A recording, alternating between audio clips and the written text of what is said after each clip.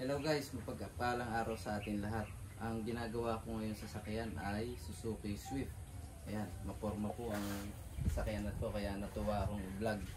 Ang problema po nito ay check engine.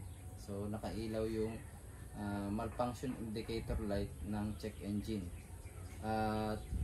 Sa history po ay nabangga po itong sasakyan na to kaya ang kanyang exhaust ay nasira at naapektuhan ang kanyang oxygen sensor. Ayan, ito po yung kanyang oxygen sensor.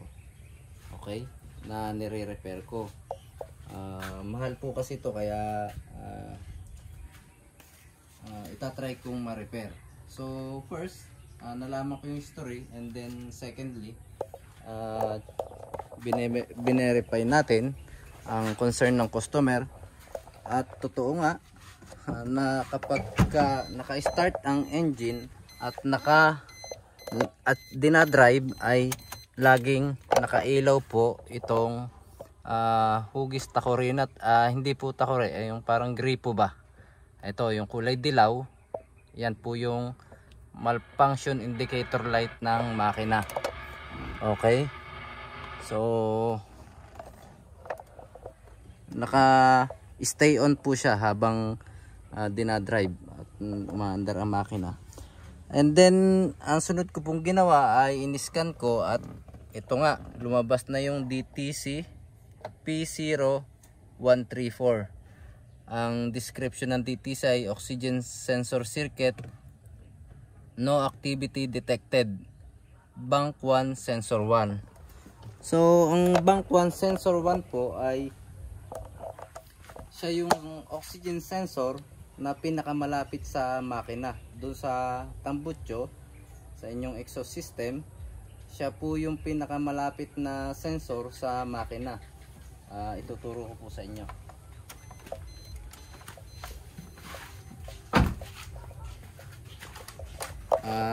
Ito po yung mas maganda kung ilawan natin. Ayan, ito po yung dito po nakalagay ang oxygen sensor, bank 1 sensor 1. Ayan, ito yan po, kita ba? Ayan, ito yon. So pinakamalapit po siya sa makina, bank 1 sensor 1.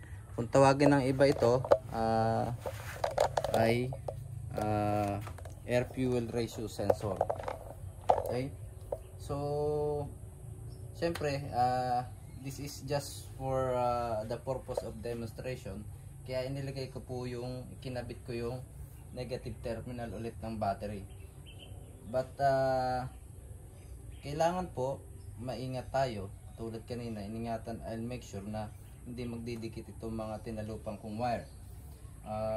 Dapat po ay ang susunod nyong gagawin sa repair ay i-disconnect nyo ang negative terminal ng battery, and then you are free to touch any wire here. Okay, kahit magdikit-dikit yan, hindi na po delikado. Okay, so ang napansin ko po sa oxygen sensor nya ay bali nahalit po yung wirings. At sa kasamaan palad, ang pagkahalit ng wirings ay hindi po dito naputol sa gitna, kundi dito sa pinakapuno, dahil dito po may tama. Ayan, may tama, yung mapansin nyo na nabingot ito.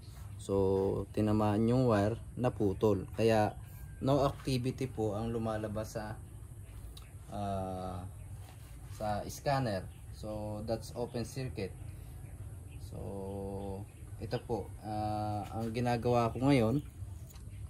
Dahil nga mahal po ito, ay i-repair muna po natin. So since doon po siya naputol sa pinakapuno, inukab ko po, dinukal ko ng konti yung para mahinang naman. Okay, try nating hinangin. So hindi naman po kayo magkakamali sa color coding kasi kahit na po dalawa ang white dito, makikita nyo naman po sa pattern ng connector terminal. Okay, dito. Ayan. So hindi kayo magkakamali. So hinangin natin to. Okay.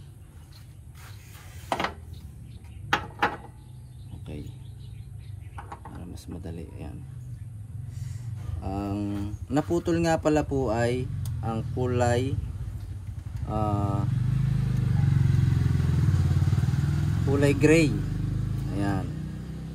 So hinangin natin dito.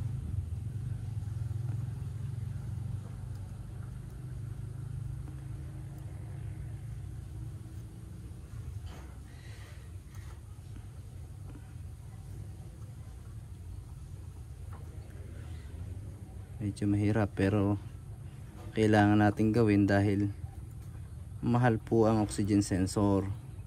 Kung hindi na, at kapag nahinang po natin to, at least nagawa natin yung best natin para hindi na bumili yung customer.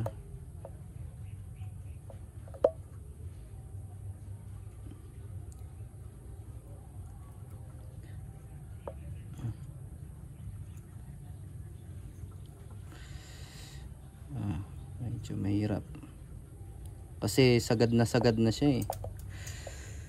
Okay, hawakan mo tapos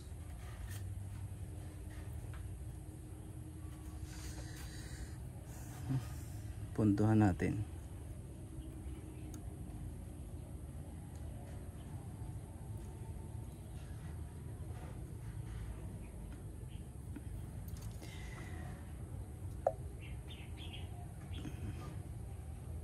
Sige, bitawan mo. Hindi pa rin dumikit. Sobrang liit kasi. Hindi lang. Yan. Kuha na natin yan.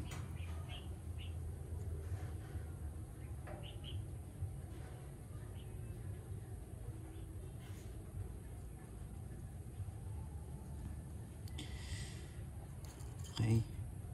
Yun. Walang gagalawin.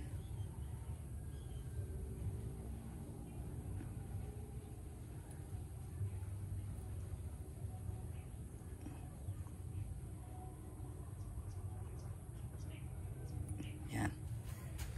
So, okay. Kabit na. So, yun lang guys. Testingin namin to kasi baka maubos na yung memory ng phone namin.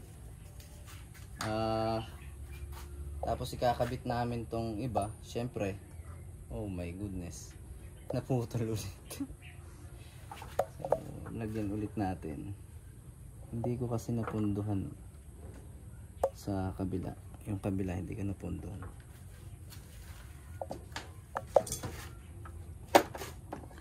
Yan. Liit kasi sobra nung ano eh, nung natira.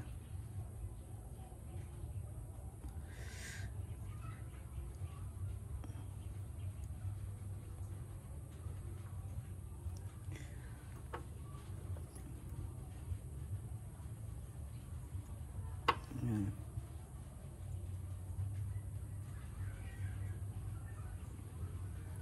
Yun. Gagalawin. Uy. Hindi.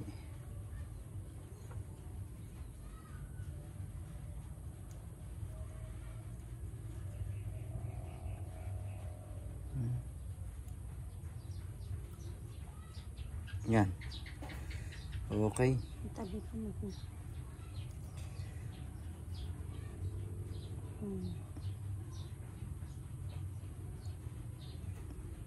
Tabi ba? Lumalamig na. Sige, okay na yan. Bitawan mo. Yan. Matibay na yan. So, yun lang guys. This is just a knowledge sharing para at least meron kayong idea. Ang pinakamahalaga naman yung idea kung paano mare-repair yung code na nabanggit ko kanina. So, ito namang natitirang tatlong wire. Syempre, ikakabit ko lang and then i-insulate ko siya ng maayos using electrical tape, and syempre meron tayong yung plastic glue para hindi gumalaw yung puno nito. Okay? So yun lang guys, sana may natutunan kayo. Hindi po palaging bili ng pyesa. Kung kaya namang repairin, why not? Okay, thank you guys for watching.